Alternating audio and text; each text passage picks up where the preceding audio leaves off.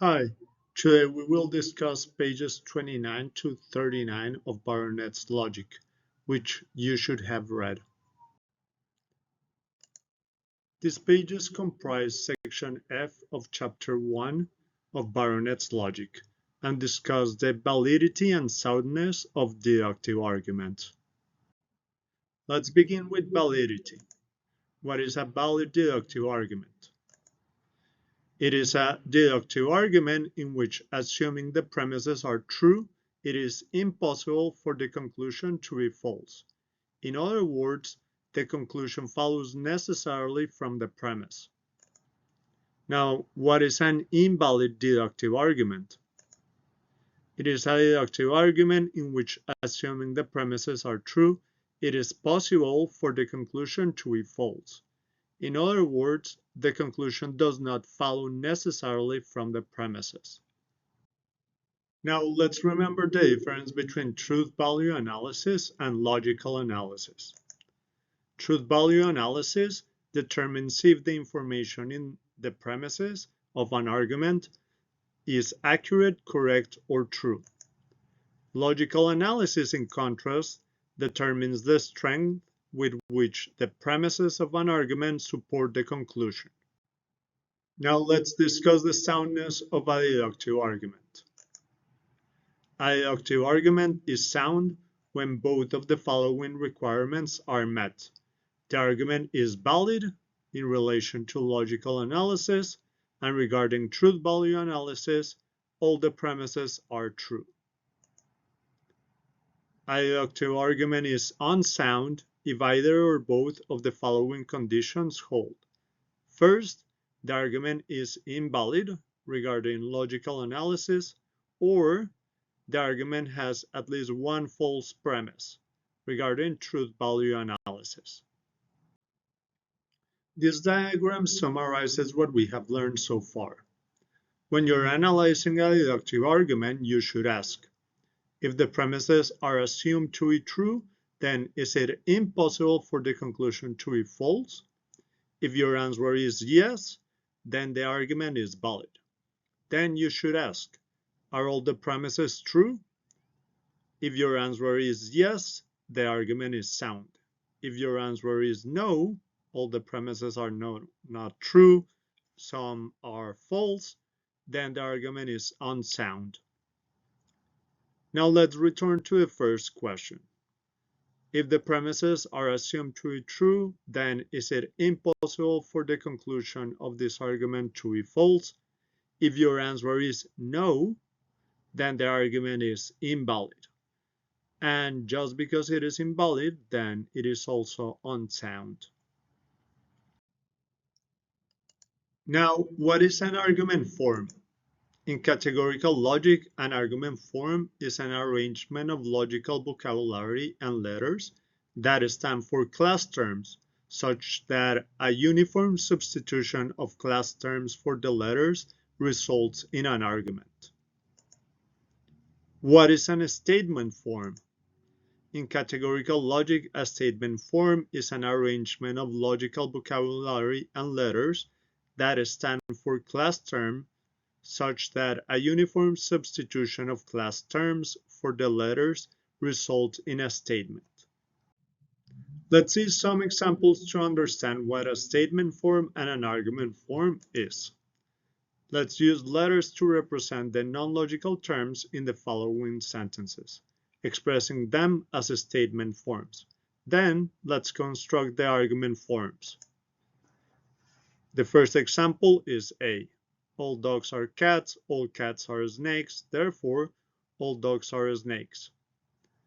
The example B is no mammals are beagles, no mammals are dogs, therefore, no beagles are dogs.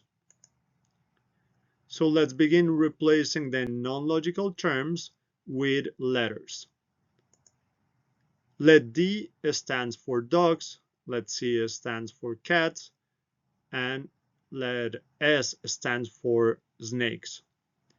In B, let M stand for mammals, B stand for beagles, and D stand for dogs again.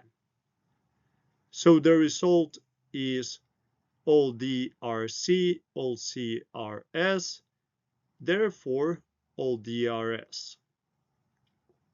In the argument B, no M are B, no M are D, therefore no B are D. As you notice, all of these sentences are false. However, we're interested in the logical analysis, not the truth value analysis.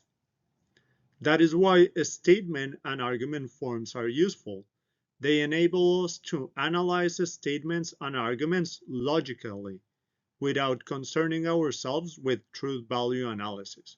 That is, with asking ourselves if the statements are true or false. Now let's change the categories that each letter represents so that the premises are true while keeping the same argument form. Remember, these are the argument forms. To determine if these argument forms are valid or invalid, we must evaluate whether it is possible for the conclusion to be false while the premises are true. This is what we call a counterexample. It shows the possibility of true premises with a false conclusion. A single counterexample to a deductive argument is enough to show that an argument is invalid. The argument form FA is valid because if the premises are true, the conclusion is necessarily true. Observe the first example. In this case, the letter D stands for beagles, the letter C stands for dogs, and the letter S stands for mammals. So in this case, the premises are true. All beagles are dogs, all dogs are mammals, and with that replacement of the letter, the conclusion is all beagles are mammals, which is true. And it is not possible to find a case in which the premises are true and the conclusion is false. Therefore, the argument form FA is valid. In contrast, the argument form FB is invalid. So first we tried with 1. In this case, the letter M represents dogs, let B represents snakes, and let D stands for cats. In this case, the premises are true. No dogs are snakes, no dogs are cats, and the conclusion is also true. No snakes are cats. But we need to keep looking for counterexamples to determine if an argument is valid or invalid. And we reach the second case, the second replacement. In this case, we have true premises and a false conclusion, so the argument is invalid.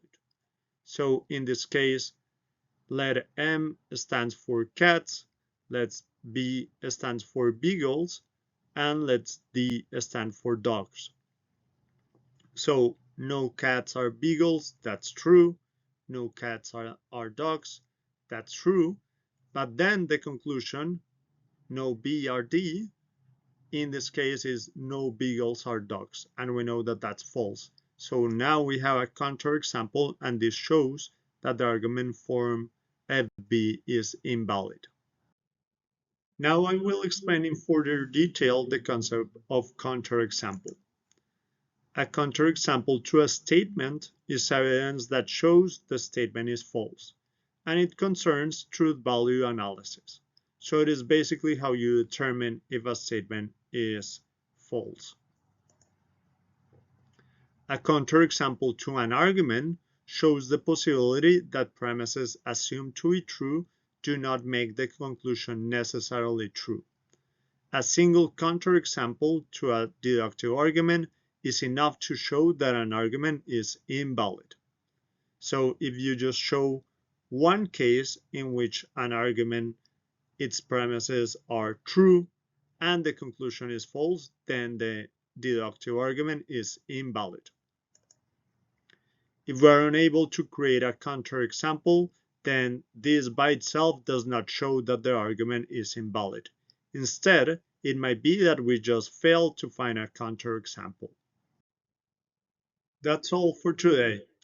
Remember that after reading the pages 29 to 39 of the textbook and watching this lecture, you should complete exercises 2, 8, and 15 of exercises 1F1 and exercises 2, 8, and 15 of exercises 1F2. Please submit the answers to your exercises on Brightspace by July 10th at midnight. Thank you. Have a good rest of the day.